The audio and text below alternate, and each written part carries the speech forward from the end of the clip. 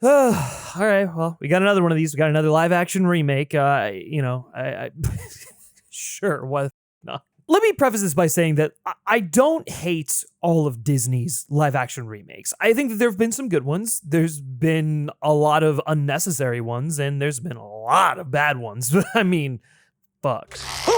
I was a big fan of what Guy Ritchie did with Aladdin. It was one I was actually very skeptical of going into it, but I thought he added a nice Bollywood musical flair to it. He added some of his signature isms that lent well to the adventure aspects of the film. The characters felt realized and developed past what we got in that original animated film. And I actually felt like they did a good job of hitting the same beats of that original animated film, but remixing them enough so that they felt distinct to the live action version. Likewise, I was a really big fan of what Craig Gillespie did with Cruella. Now, I mean, that's less of a live action remake and more of a Elseworld kind of story utilizing Cruella de Vil. But yeah, you know, it's gonna go in this same camp. I mean, to be honest, Cruella is probably the direction they should be going with these live action things anyway. So regardless, I mean, all this to say is that, like, while I'm not stoked on the idea of Disney just continuously remaking their classic animated films, even at my most cynical, right? I've gone in and I've actually managed to enjoy a few of them. So I'm willing to meet these things where they're at, right? And when everyone say that, like, oh, Lilo and Stitch is like the best of the bunch, this one's fantastic, it's gonna make you cry, you're gonna sob, they get it, they know how to make these movies now, it's magical. Brother, I wish I was there.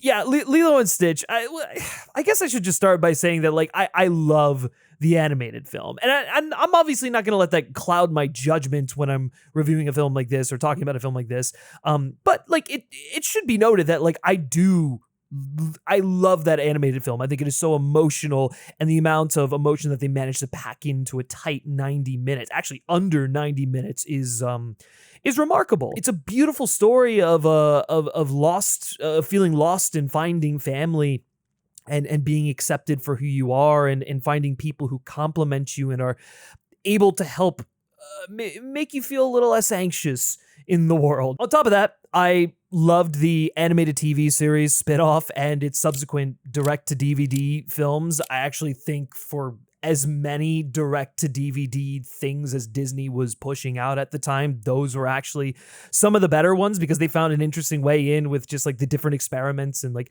helping them to become part of the family and, you know, making the family bigger and more inclusive and stuff. Like, it was just, that movie was just about a bunch of weird people who embraced their inner weirdness, their inner freak and individuality, and were accepted for that. And that through line remained true across all of the, you know, expanded Stitch media and stuff like that. So I love this property, and I mean, who doesn't love Stitch, right? Like, he's one of the most iconic characters of the century for Disney because of what he did, the impact that he made. I mean, he's fucking adorable. Just, like, look at him. Like, come on.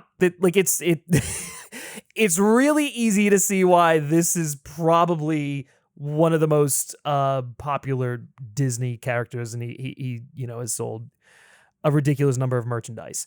Anyway, so I come out of this live action adaptation, and what the hell? Are standards this low? I mean, I get them being this low for, you know, the live action remakes, because, you know, the bar isn't that fucking high. But, like, really, guys? Like, this is this magical, like, reimagining, heartfelt thing. It just, there is something so soulless and bland about this movie. It just screams mediocrity. And I think part of the fact is that it was originally designed to be a Disney Plus film, and it definitely has big made for streaming energy. I mean, not only the way in which it was shot, like, it looks like a fucking episode of Modern Family that just happens to be set in Hawaii, and you know, that's even doing a little bit of a disservice to Modern Family, because at least, you know, that show knows how to shoot in a pseudo documentary format. But, like, the way that they depict Hawaii here, man, is like, it's so boring, drab, and gray.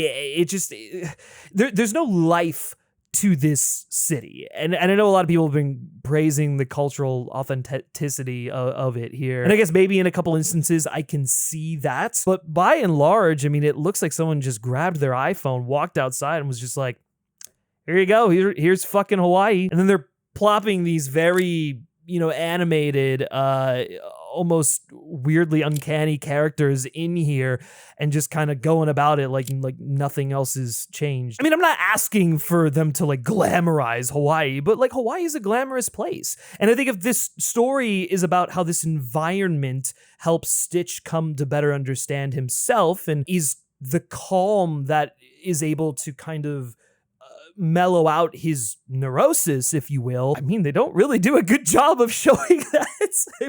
I mean, that's an idea that's a lot easier to convey in the animated film, just given the fact that you're dealing with very distinct colors and designs. I mean, that's kind of the other thing is like so much of that animated film is designed to be an animated movie. And when you translate that into live action, it doesn't really work. So what do?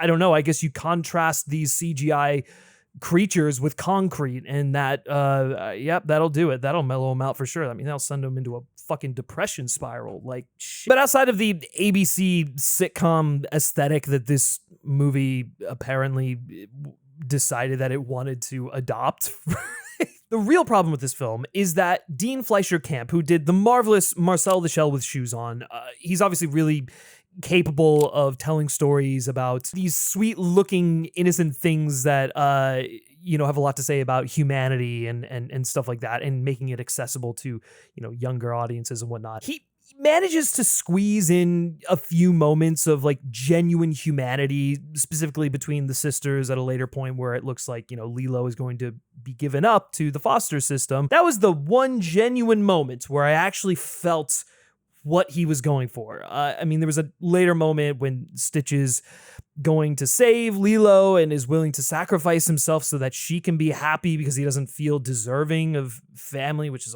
it's a little dark and weird, but like it's emotional and it kind of works. I mean, I wasn't in tears, but I saw what he was going for there. This whole thing is caught between some really bizarre changes that don't really work with the story they're trying to tell here, specifically because of the other problem, which is that they're so sacred about certain lines or recreating certain moments from the animated film that could be adapted, that could change. Then they're willing to, alter these kind of essential components to strange effect here. And so you've got this weird like ping-ponging of extremes that I think works against the film at large. And it kind of dampens what Dean Fleischer Camp was trying to do with the overall film, I think. Right out the gate, this movie kind of moves at a breakneck pace. And I don't mean that in a good way. Like it doesn't really give you a chance to digest everything that's going on. And it also doesn't help that it's kind of going through the motions of what we saw happen in the original animated film,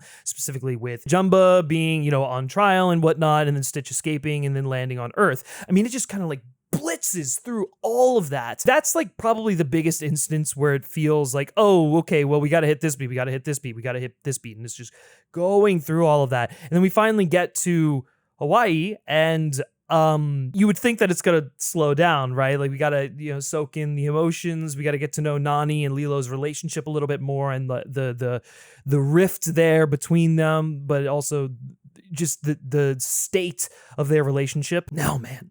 It keeps flying. It keeps flying. It is so strange because it's like maybe 20 minutes longer than the original animated film, which is, again, like clocking in a little under at 90 minutes. And yet that animated film is so deliberate with how it uses its time. It's willing to let us absorb the relationship between the two sisters. And I think specifically Nani and Lilo, you have a better understanding of that relationship. Nani is this person who's been thrust into being a guardian for her sister, and she doesn't really know how to switch hats. She doesn't know when to be the sister and then when to be the parents, and is kind of in disarray there. She's forced into maturity before she's really ready to, and I think that's a really unique and compelling thing here. Likewise with Lilo, I think in that original animated film, she is clearly the younger sibling, a lot of energy, doesn't really fit in, has a very unique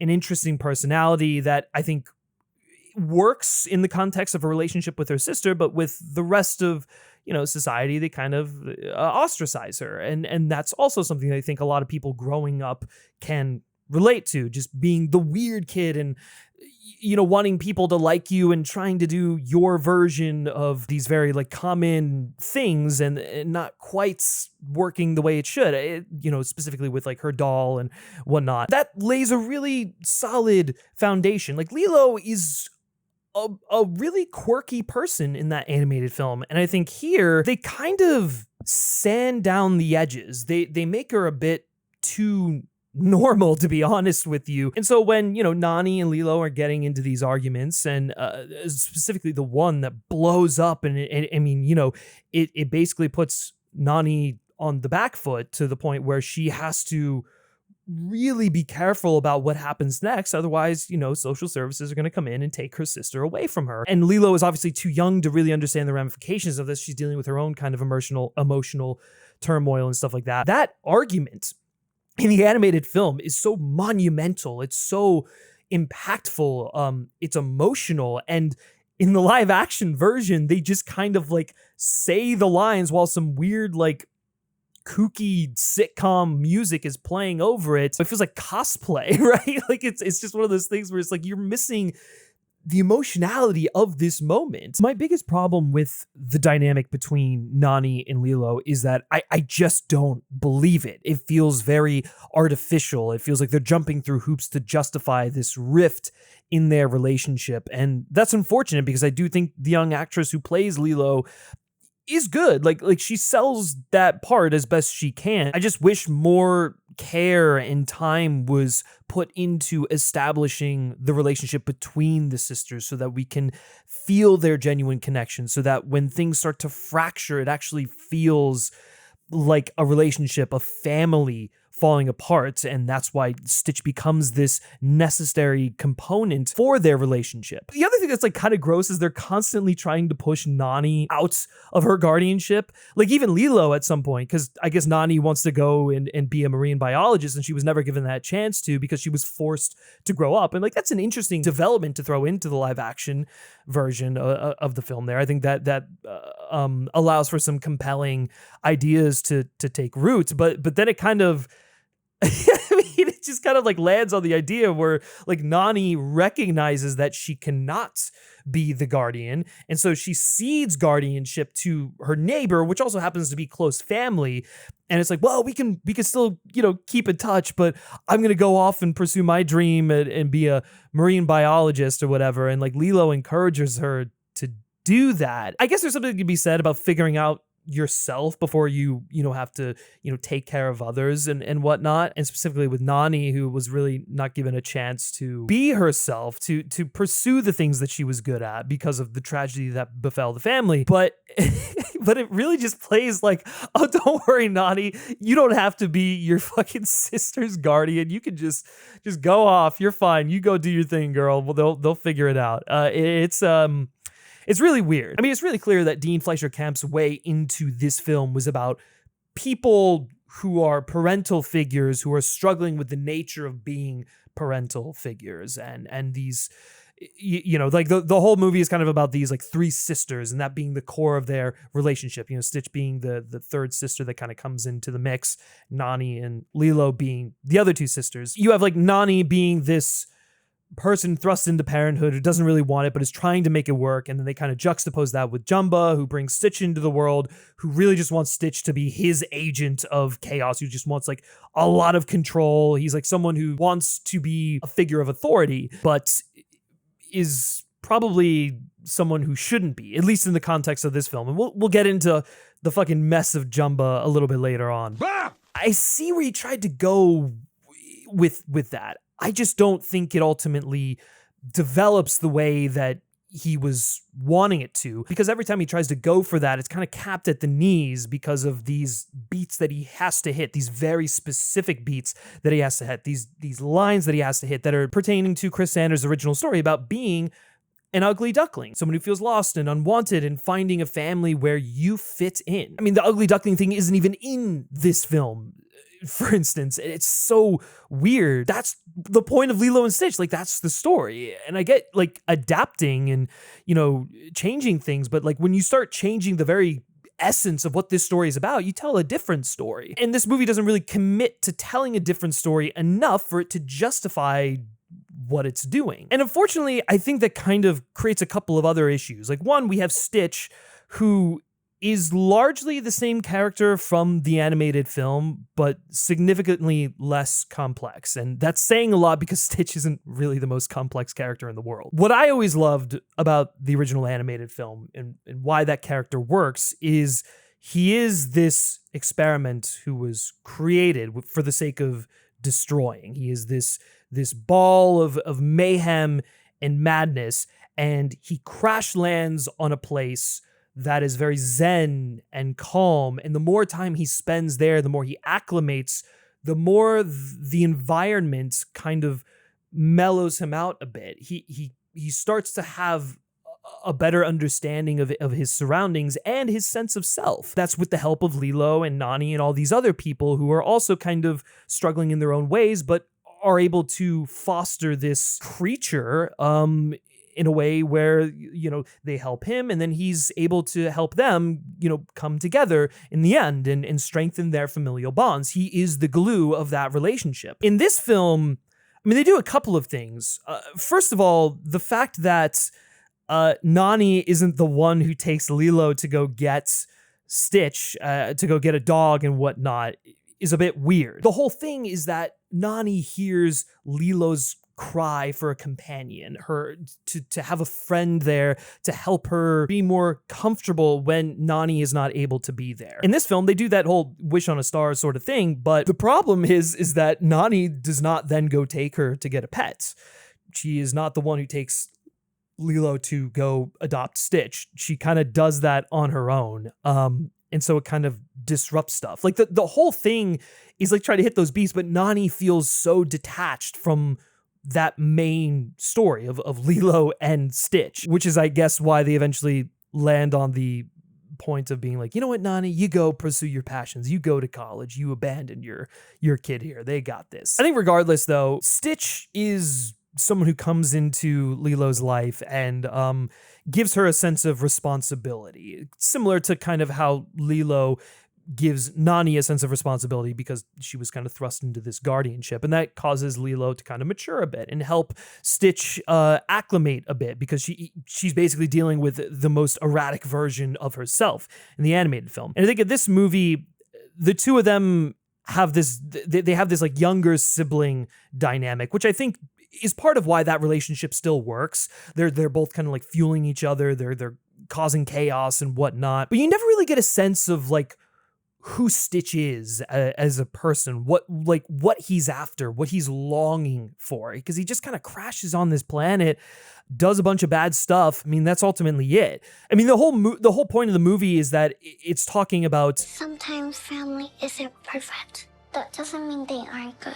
Which, again, going back to Nani, it feels like it's preemptively giving her a way out before she eventually goes out. It's kind of a weird message to kind of arrive at when the original message of the film is like these lost people, coming together and creating a family of their own. The whole point of Stitch's arc is that he feels like he doesn't belong. Like he's unwanted by his creator. He's unwanted by the government or whatever, the alien civilization that he's a part of. He's like exiled, or I guess he kind of like escapes and exiles himself to Hawaii, and he starts like doing the things that he would normally do, and that causes people to dislike him more, except for Lilo, which is why he forms the attachment there. And in this film, I mean, he does cause chaos, but there's never a moment where he is rejected necessarily for who he is. He's kind of just this unwieldy presence that like vaguely resembles the Stitch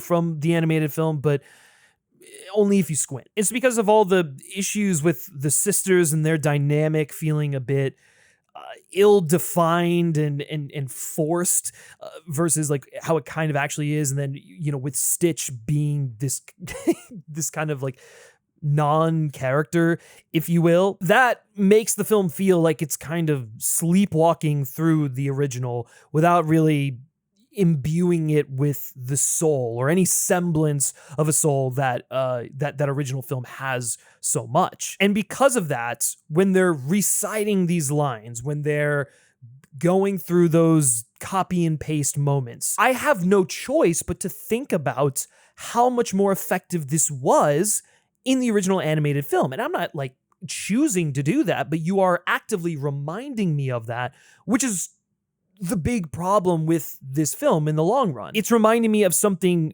significantly better that's significantly less of a time commitment and is way more explosive, enjoyable, and heartfelt than this film could ever be. That original animated film packs so much sincerity and emotion in 90 minutes than this film does in like 10. Now, I know I've talked a lot about like the changes that they made to the core characters here, but I do see a way for some of those to work if some of the pieces around them were allowed to go in that direction instead of having to adhere to what the original animated film is. The frustrating thing about the changes made to the story in this live action adaptation is that they're either completely unnecessary or they overcomplicate a very simple narrative, or it's that they're removing something that's essential to the mostly same narrative that they're telling. I get it because like if this was just a copy and paste of the original, it would be just like even more insufferable. So like I appreciate that there are some changes made, but when they're like bending over backwards to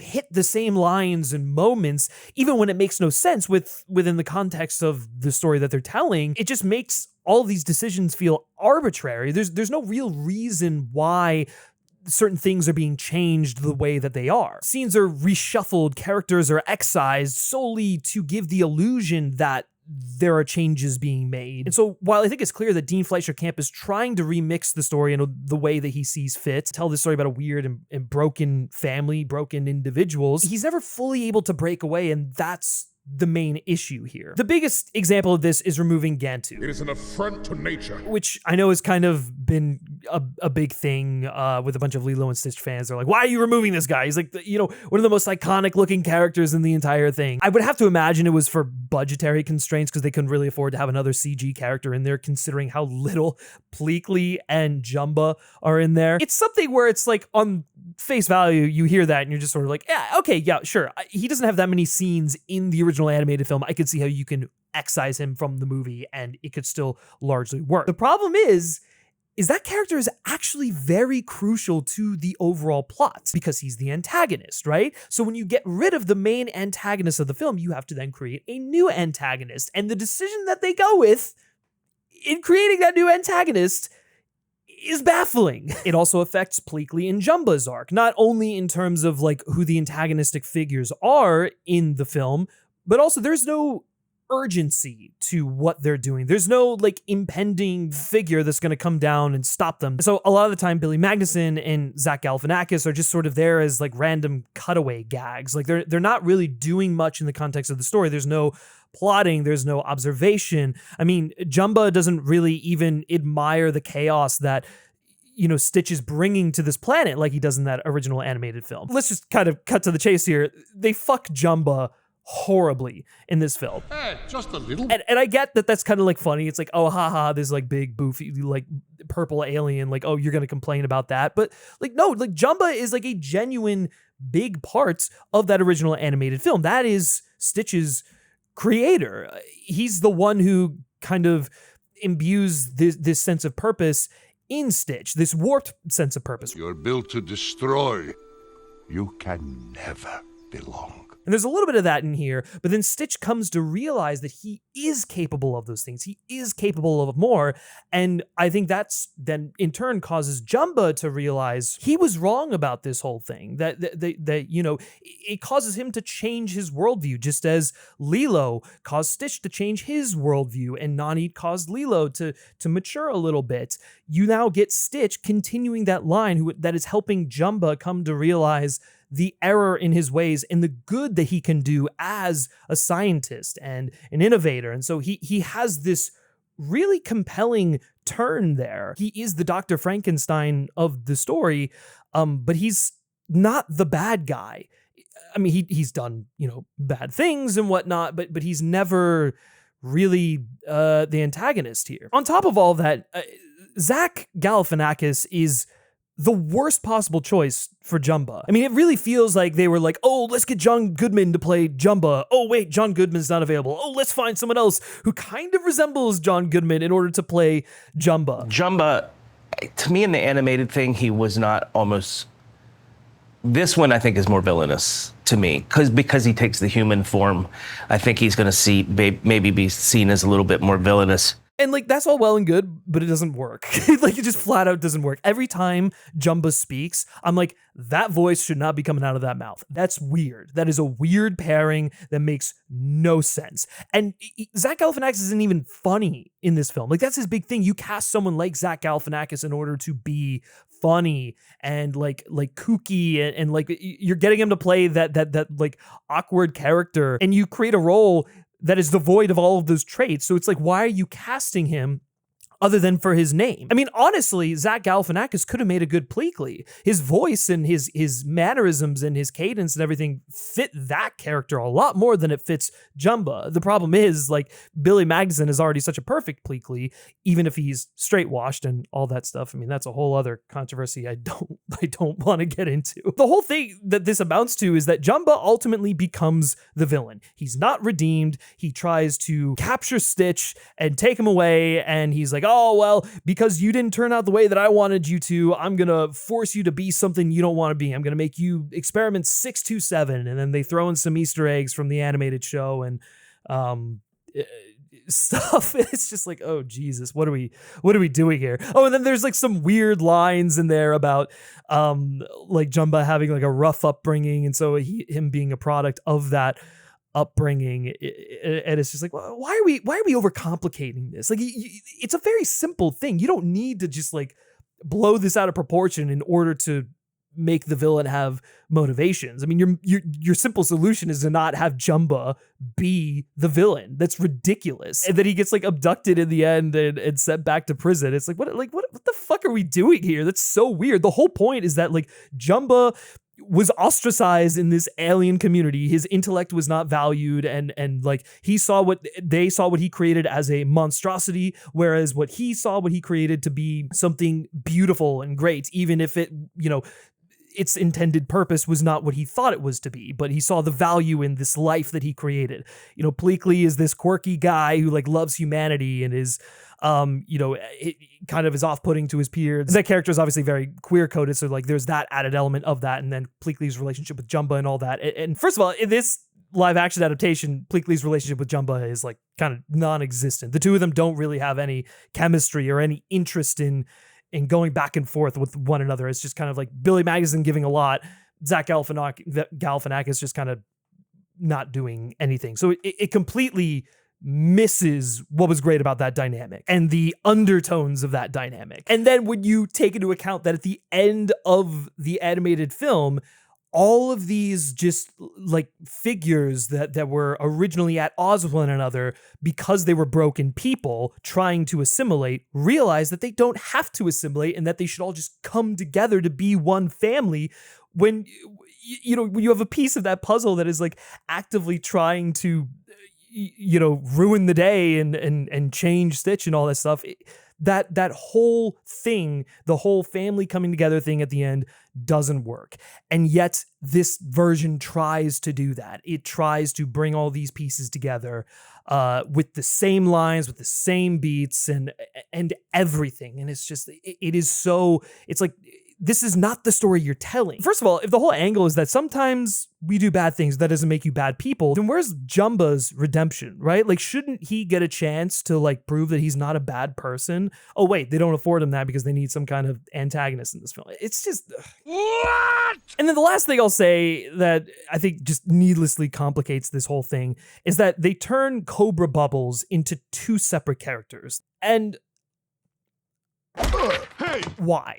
Like, it's just, like, that's so unnecessarily complicated. The great thing about Cobra Bubbles is the fact that he isn't what he seems, right? Like, you think he's this hard-ass social worker that's trying to rip this family apart, that he, as an emissary of the system, has no sympathy for the circumstances of this family, blah, blah, blah. And then as the film progresses, you start to peel back those layers and see that he is a much softer, more empathetic person.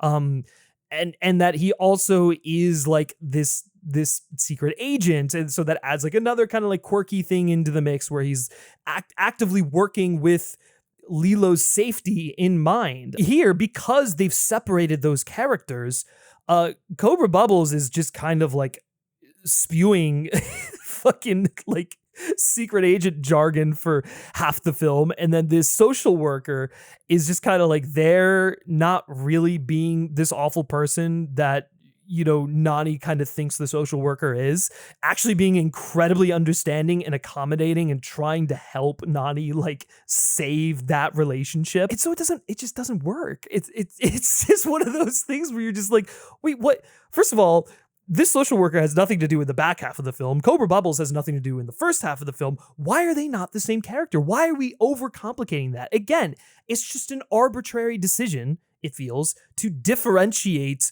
this live action version from the original animated one.